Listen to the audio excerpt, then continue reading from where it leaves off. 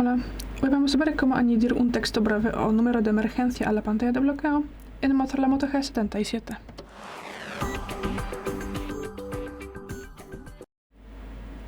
Para esto tendremos que abrir los ajustes, luego bajamos y entraremos en pantallas de inicio y de bloqueo, luego pantalla de bloqueo, la tercera posición, y luego tendremos que bajar.